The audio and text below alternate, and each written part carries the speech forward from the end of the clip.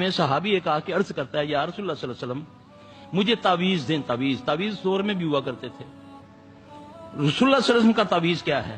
ایک تھا نا مولوی مفتی کا تعویذ. اللہ کے نبی صلی اللہ علیہ وسلم نے فرمایا کل کہہ دے اللہم انی اعوذ بک من شر سمعی من شر بصری من شر لسانی من شر قلبی من شر منی. اب یہ 5 چیزوں کے شر سے بچنا ہے, پھر یہ میری قبول ہوگی اعوذ باللہ من الشیطان الرجیم.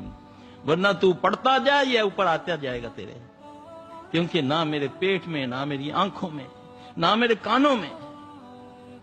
آنکھیں زنا کرتی ہیں, رسول اللہ صلی اللہ علیہ وسلم نے فرمایا, کان بھی زنا کرتے ہیں, زبان سے بری بات اس کا شر ہے, یہ نکلے گا اس سے. اللہ کا ذکر ہونا چاہیے.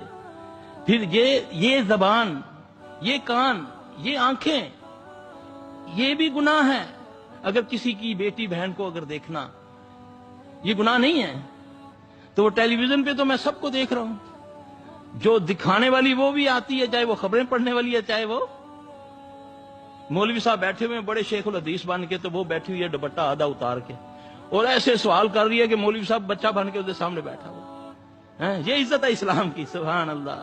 اللہ ہمیں محفوظ کر دے. میرے بھائی مختصراً اللہ تبارک و تعالیٰ آپ کی زندگی ایمان میں برکت عطا فرمائے.